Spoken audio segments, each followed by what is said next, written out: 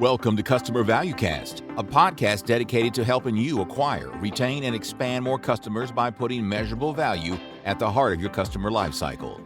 Join our host, Ross Fulton, founder and CEO of ValueWise, as he dives deep into how recurring revenue businesses are maximizing their growth and valuations with the industry's leading experts and pioneers.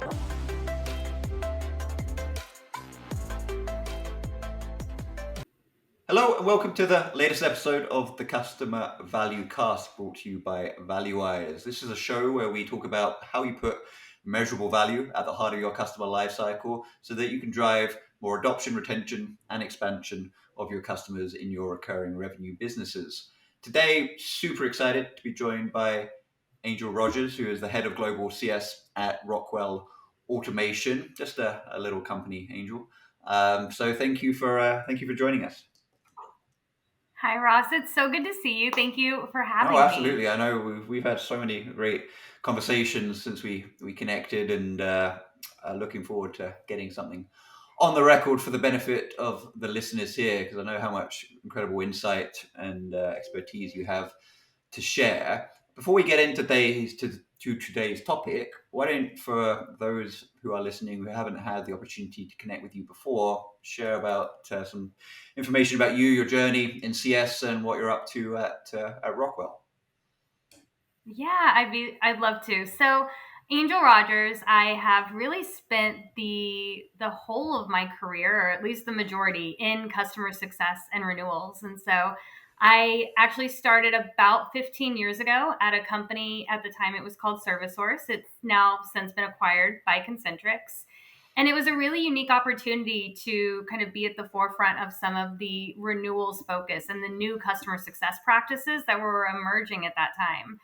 And being able to do that for, some of the biggest names in technology has been pretty amazing. And so we're a big part of helping build customer success and a renewals practice for Google, EMC, Salesforce, a lot of, again, pretty major logos that we were able to deep dive into their business. We were able to look at their practices and really kind of help them evolve and build it and bring maturity and rigor to it. And so I kind of found my love for what we do at that point. And then I had the amazing privilege to go be a direct employee at Cisco and part of their customer experience organization, and kind of had a mix of a digital partner focus and then also an employee customer success and renewals focus, and leading some of the top sort of customer experience initiatives there. And then I've actually been at Rockwell for about a year and a half and lead the global customer success and renewals organization at Rockwell. And it's a really exciting place to be and a really exciting time to be there. We're very much evolving. We're a 120-year-old company with a 4-year-old customer success practice. And so we kind of get that benefit of the structure of this company, but also there's a little bit of that startup mentality and kind of that really build mentality that we're getting to do in our customer success practice. Awesome. Oh, yeah, so interesting. And I feel like we could do endless episodes just on so many elements of your journey, as well as just the fascinating journey with Rockwell, considering it is this sort of like positive collision of such a legacy, such a tenured company with so many great legacies, but now entering this new digital era and recurring revenue era and the customer success era. Yeah. Super interesting. But we have to pick one, and I know what we're going to drill into is a topic very close to your heart and something that you've got a ton of expertise and insight around. And it's all about the subject of incentivization. And certainly on this show, we spend a lot of time talking about strategy and operations and technology and sort of hard-hitting concepts around that, like those that span how we drive customer value and net revenue retention. But the incentivization of people is such a compelling and important and critical element of the overall equation, and I think it deserves its own discussion. I think we're recording this in sort of March 2023, and the economy and the CS domain is going through some significant evolution and transformation. And I think it is extremely important to connect that to, or what does that mean for how we incentivize the team members in our organizations who are focused on driving customer adoption, retention, and expansion, and customer success. So that's what we're going to tackle today. I guess for you personally, why is CS compensation and that strategy so important to you personally? Yeah, no, thank you for asking that. I think maybe I'll first say too, I don't know how much behind the scenes you usually give, right? But you and I were going a little bit back and forth on there's so many exciting topics, there's so many things we really care about. But this is the one that I think really resonated for both of us, that every time I go to an event, every time I'm in a networking kind of situation, this topic comes up. And I have to tell you, of all the topics I've heard in customer success, this tends to be the most controversial, because I think people there's a lot of personal ties to this topic, right? And so part of why I'm so passionate about it is because truly, like, my employees mean the world to me. And I think part of my role as a leader is to make sure that they are being rewarded in the right way. And so to me, the compensation conversation is a direct impact I can have on my employees' lives outside of the day-to-day work environment. And so when I think about customer success and how much we've evolved over the course of the last 15 years, it really started kind of with renewals, right? It was, how do we renew these contracts? We have ARR for the first time, really. And then it was, well, how do we do all of the proactive value add activities way before that renewal? And so in that evolution of customer success started this sort of shift of, you had two camps. You had camps that believed that CS should own revenue in the form of renewals and expansion. And you had what I always joke and I call like purists, who said, no, customer success should have nothing to do with revenue. We should only be focused on the customer's needs. And I think that that conversation is kind of where the controversy started, to say, if we are going to separate these two things, compensation looks incredibly different for the two different scenarios. So personally, I'm a believer that I think keeping revenue close to customer success is actually important. Now, I'm always very clear with my team, we're not a sales team, and I never intend for my team to be a sales team, and we should not be comped as such. But I also believe that part of the customer's experience of the life cycle post-sales includes an extension of their contract, and it includes expansion that comes naturally from a relationship. And so when you ask a team to take on that charter and to be listening and positioning and supporting their customers in those aspects, I'm a believer that compensation has to follow. And so that's kind of the core of why it is so important to me that we're talking about this, and we're making decisions that, again, are kind of putting our people first. Yeah, no, I appreciate you sharing that, and I fully agree. I certainly, for what it's worth, yes, sit very firmly on that side of the fence, to the extent there is still a fence, which I think there is in the domain and in the industry around, revenue is not a dirty word, and that sort of accountability, responsibility, contribution to revenue, and accordingly a sort of appropriate incentivization and compensation on that is an absolute no-brainer. Yeah. I think if we look at, again, I mentioned specifically kind of when we're the time period in which we're recording this and what is happening in the economy and B2B technology organizations and the economic demands right now around efficiency, which I'm seeing massively translated into, we need to have a direct, solid line to the investments we're making in our customer life cycle to revenue. And those investments include the people, the organizations, the teams, and attribution of those teams and their impact directly on revenue, which brings into light, therefore, well, if I'm expecting and demanding that attribution and that accountability around revenue, then surely compensation and incentivization needs to get aligned with that. And I mentioned defense. There's no justification for the fence anymore. We can't, leaders who might be on the other side of the fence or are potentially just avoidant of the subject because it's either too politically difficult or whatever it might be, is just increasingly no longer an option for a leader that wants to sustain and continue sort of the journey around a CS organization. And you don't see that avoidance or that so much divide in other role-based domains, whether it be account management or other services type roles. Obviously, sales in its classic sense is an obvious one. So it's interesting that, as you say, the origins of why it transpired in customer success, I think, is important to explore to understand why we're at where we're at today. But it has to be tackled. Well, I would just add Mhm. really quick to what you're saying. It's so spot on. I mean, I think, when you go in front of a leadership team, a CFO, for example, you can't just talk customer sentiment, right? There are some amazing metrics and KPIs associated with adoption. But at the end of the day, when you are looking for additional funding, when you're talking about budget, influence only goes so far. In a really healthy, booming economy, when we're adding headcount like it's candy, yes, you can talk about influence, you can talk about lead generation. Those are all really important and great things.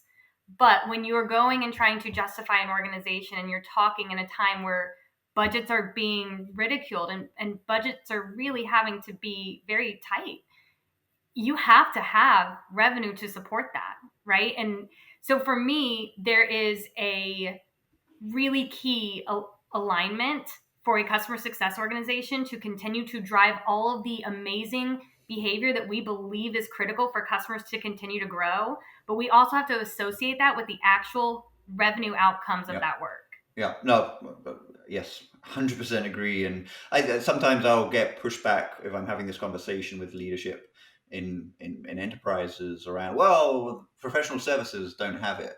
And I'm like, no, they do. It might not be accountability and incentivization around recurring revenue, ARR, but they have billable utilization targets as individual services professionals. And there's a reason they have billable utilization targets, because that connects to revenue, and they're incentivized around that billable utilization. So, and it's typically monetized on the front end, by the way, right? A lot of the other groups support professional services. It is monetized as part of the offering. And so when you can't tie it back to revenue, either on the front end or in the back end, that's when I think you have some exposure that you don't necessarily want to have. Yeah, no, I do agree. What is we'll get into some of the sort of factors and considerations around developing a CS comp strategy, considering the kind of climate and dynamics we've just been covering. But when you're counseling, maybe the best word to use, sort of other customer success leaders in other organizations, which I know you do a lot in terms of speaking at events and networking, etc. And you do engage with a leader that is either on the other side of this fence I keep talking about, or indeed is just avoidant of the subject entirely. What is the counsel you provide to them, recognizing that we can certainly have empathy and understand whether it be the vulnerability or the or just the stance that they have, which puts them on the other side of the fence? What is the counsel you kind of give them to bring them to the table to have this conversation? And one conversation actually just comes to mind. I was at a really wonderful Gainside event, and I was able to talk to a leader of a really impressive technology company, and they were pretty adamant that they should not have any compensation for customer success outside of just that kind of base salary, not even a corporate kind of incentive plan. And we had a really engaging and exciting conversation about it. And I think, some of the points that I made, and I think that did resonate, are: one, you do have to put yourself in your people's seats. It's really easy to be a leader and be on one comp plan and have a strong opinion and not think about the experience that, kind of your entry level or individual contributors are having. And so when I talk about, the work that we ask our people to do, when I talk about the impact that we ask them to have on revenue, I think we have to tie that back to, again, how we plan on incentivizing them. I try to remind myself what it was like to be a CSM and to have a really big win and watch my sales counterpart go celebrate a huge check that I maybe didn't get. Like, those are just the realities of deciding not to comp CS. And so I think, one, it's thinking about our people and their experience and what that looks like for them.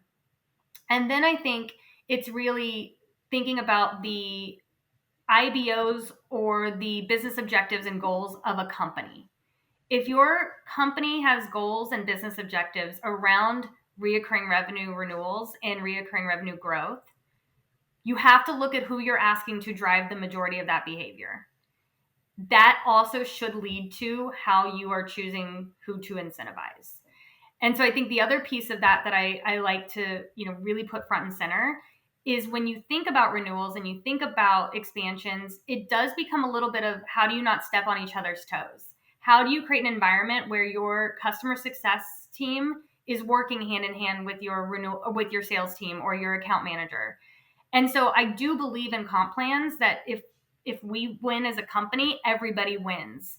And so you have different leverage comp plans, right? Like from a customer success perspective, I'm a believer in like an 80-20 or a 70-30 split in terms of that 80% being base and 20% being variable.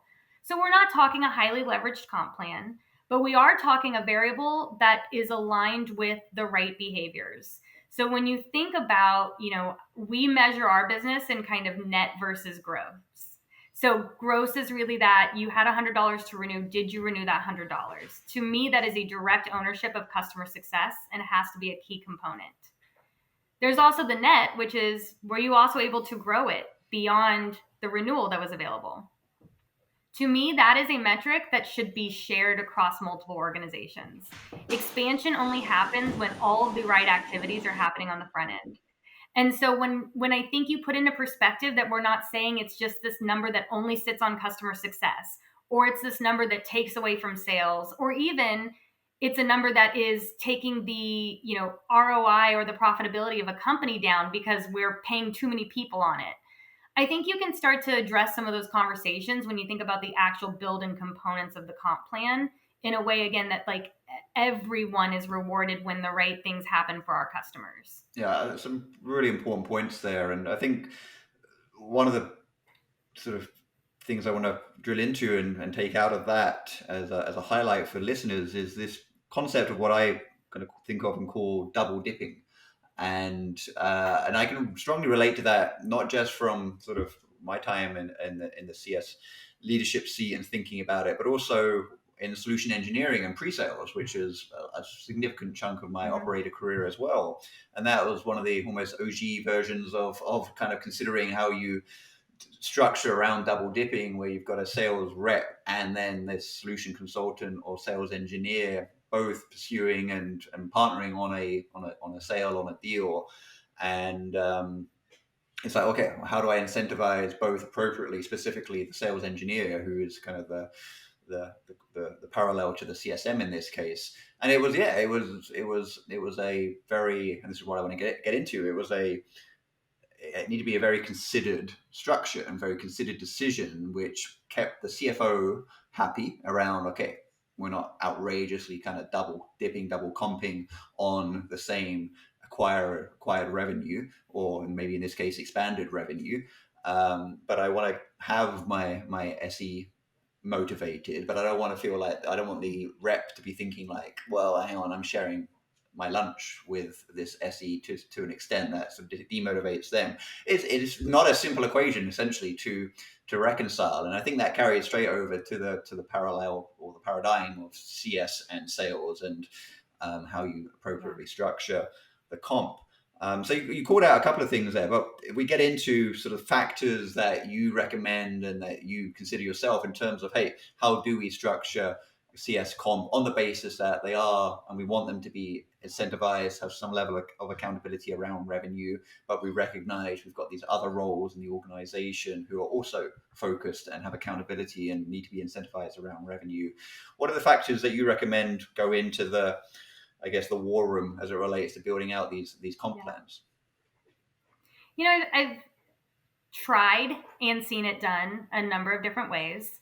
I don't know that anybody that I've seen, and I've talked to a lot of people on this topic, have completely perfected it. But I think if you can outline some key components and then you have a little bit of flexibility or agility within those components, I think that's kind of the right formula that I've seen. And so what I mean by that is, typically I am a proponent for a comp plan being centered around retention or renewal rates. And there's two ways you can do that. So like as the core component, typically I would have like a net retention rate. That means that our customer success managers are protecting their business and they're growing their business. And that really is, at the end of the day, if that is happening, I have to trust that that is happening because of the right activities on the front end, right? So we have different kind of, again, like manager-based objectives that we might pull in that are really like, how many business reviews have you done, or how many times, have you completed all of your success plans? But at the core of the compensation payout, I think it's really important to have like a retention rate. The other component that I've seen work really well is to have a retention rate with some upside, generous upside, maybe even uncapped potentially, if you are able to set the right goals, but to have some form of a gross renewal rate gate. So what can't happen is you can't have a comp plan that allows people to churn a lot of their customers, but have one really large growth customer and that be deemed success, because that's not success. So I try to keep an eye on, are they retaining and renewing what is in front of them, what exists, and then are they able to drive the right activities to actually influence or drive and execute growth on those customers as well. So that's typically my core component, looks like that. Depending on your business, depending on your existing rates, it's usually a uplift of whatever your historical performance has been, right? So if your renewal rates are in the 70s today, my renewal rate gate would probably be 72%. My retention, if it was in the 80s, my retention rate gate would probably be 85, 86%. So you really want to make something that is driving some performance, but has to be obtainable. And just because your actual performance rate is set at, again, like let's say, in the 80s, doesn't mean that's your goal and doesn't mean that's where it will always be. You have to start at a place to drive incremental improvement. And so my rates, you'll see, will like grow over time. And that's, again, I think for that core component, really critical. Yeah, no, it's super, super useful. Do you and do you believe in the potential application of structuring the variable based on the either customer segment that CSM A is focusing on versus CSM B, and or CSM A's maturity and experience as a CSM versus CSM B's maturity and competency as a CSM? Or is it more, no, look, if you're a CSM, you're a CSM, therefore this is the compensation structure, and maybe, yes, there's a journey for you to kind of really perform on the variable based on your experience, or based on where that segment that you've got your book of business or your portfolio of customers in, but that's just the game you signed up for. Yeah, that's a great question. I personally tend to lean more towards the former. So what I mean by that is, well, let me actually say this. Your data will tell you what the right solution is on this. Let the data guide you. That being said, the former, in terms of, if you have 3 products, product A behaves one way, product B behaves another, and product C behaves another, and you have CSMs that are focused on product A, CSMs that are focused on product B, and so on, and you have different groups that are doing product development, different ways of doing releases, I do not think that it is fair, for lack of a better word, to compensate the CSMs the same. Now, again, their compensation, I kind of misspoke there. Their compensation and variable should be the same. The goals that you create within those products should look different. So if I have a very high performing product and my CSMs are on that high performing product, their renewal rate goals will be an increase to historical performance, versus if there's a low performing, it will be an increase to that. So again, I try to let the data show me where the breaks are. How I would compensate my North America customer success team and their goals will not look the same as my Latin America team. Inherently, there are different renewal rate metrics. And so I really do try to look at the data and say, where are the breaks that it makes sense that I need people to have different goals?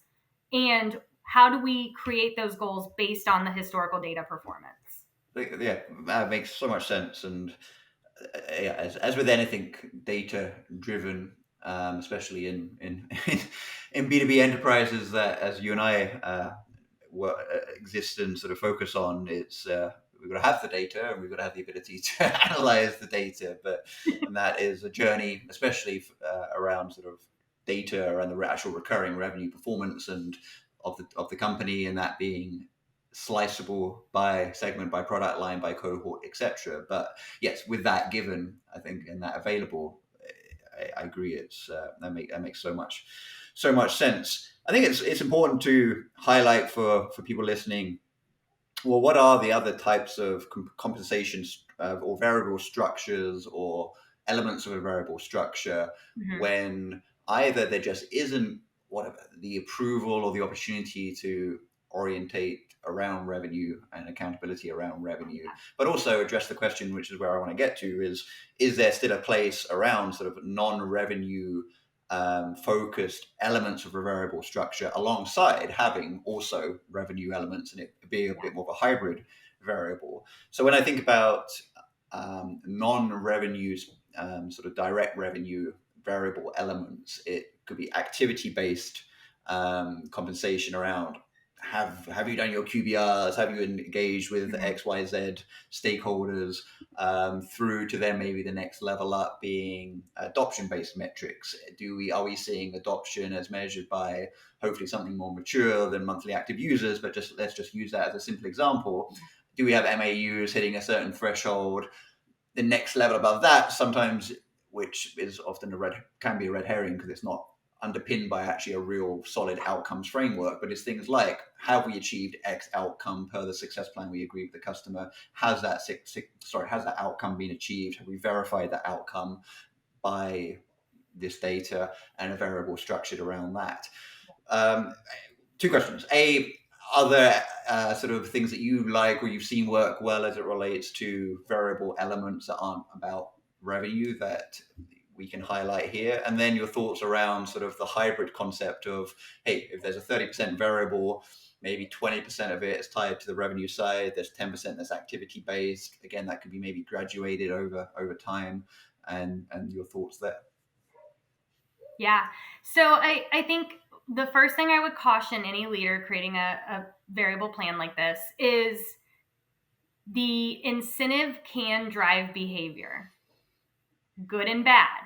So if you ask people to do activities that can feel very check the box or are not of value to the customer because you think it's the right behavior for your CS team, I don't recommend driving compensation in line with that. So what I mean by that is having a goal for how many business reviews are completed doesn't mean they're of quality, does not mean they're having value for the customer. It really is a check the box activity. Now, if this is a new behavior that you're trying to drive for your team, do it in a way that is auditable. So what I mean by that is, I had a team, business reviews were brand new. They'd never done business reviews before. And I really wanted them to do some high value business reviews. So the goal was, we were small enough, we had enough people. They had to do one business review that quarter with one of their leaders invited and attending. And they had to hit certain components within it. It wasn't just do 20 business reviews and show me that you did them, or check the box again that you did them, and we're going to compensate you, because you're actually hurting your customer by doing that. So I just caution, be careful that you're not asking for things that can be done just to drive dollars. What I will say is I've seen things that work really well, like signed off success plans. One thing I did was I had a joint success plan that the customer success manager would take and review in front of the customer, and the customer would sign on that this was the definition of success, that they were committed to these activities. Having 3 to 5 of those for a customer success manager in a quarter is a really good non-revenue activity that should and usually does resonate with the customer. We've done things around like executive sponsorship programs. Have they done all the right plays? Have we gotten the right engagement? Voice of the customer feedback. Those sort of things can be incentivized as kind of those activities. I say this a little bit joking because it's going to come off harsh. But when I think about things like business reviews, or I think about keeping your CRM updated, that's actually what the base salary is for. We still provide a really nice base salary. The reason I have a variable is because it is things that we're asking you to do that sometimes might feel above and beyond the job. And it is really high return for the company. And so we want to share the reward of that, right? That you can go so far above and beyond and drive this additional revenue. You should get a piece of that. So I just caution, don't take things that are part of the job and try to incentivize it, because I don't think that that's the behavior we're trying to drive. Yeah, I don't think it's harsh at all. I mean, or Angel, you and I are both mean, harsh people. Because, why are we providing a variable extra incentivization to do your job? And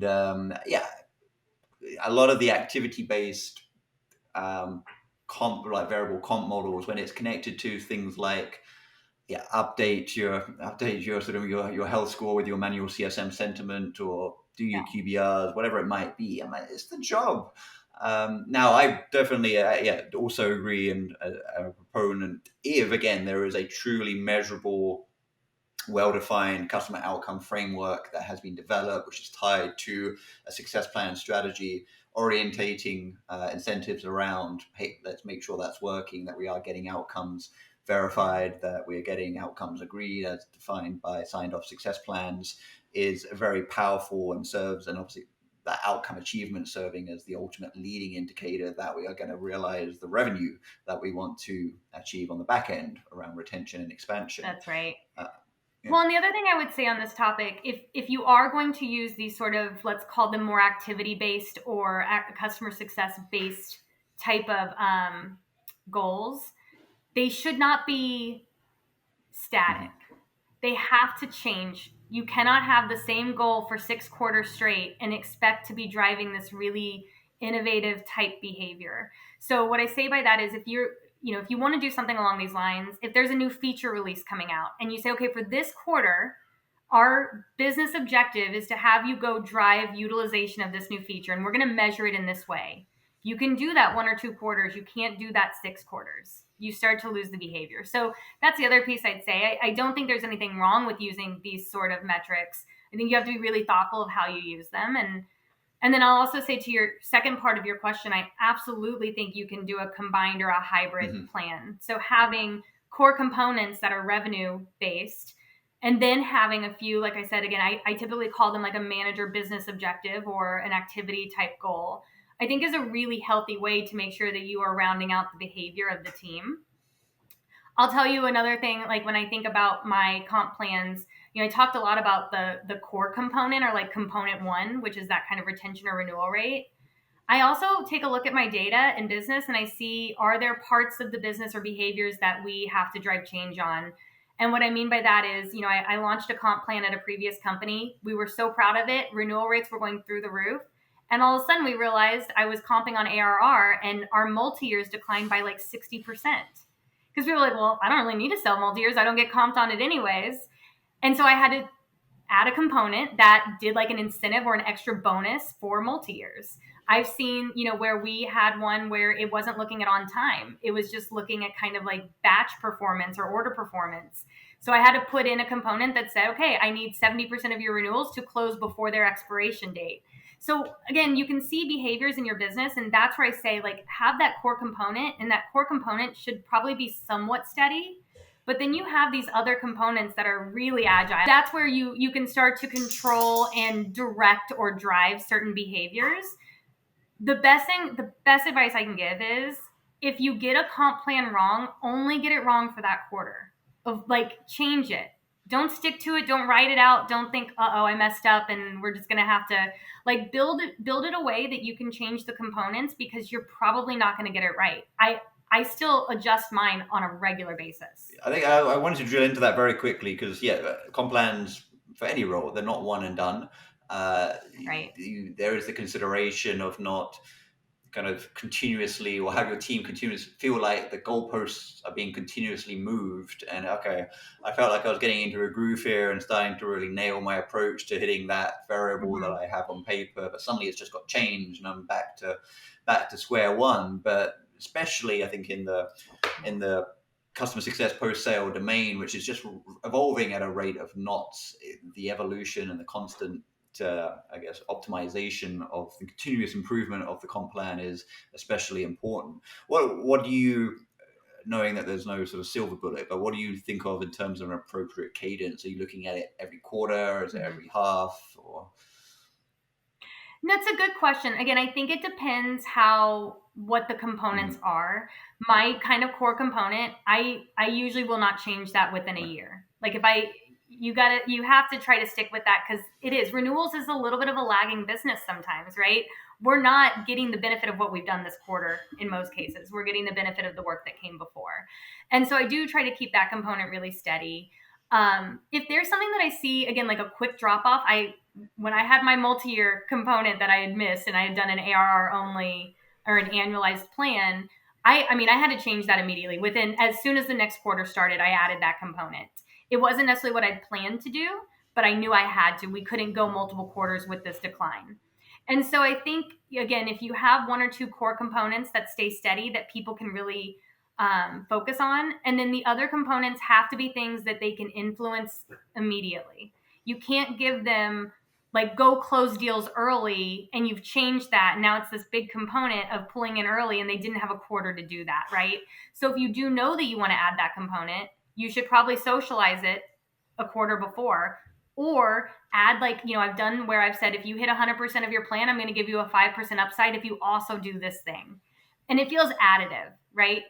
Your people, from my perspective, a variable compensation plan should feel rewarding. It should never feel like it is taking something away from them.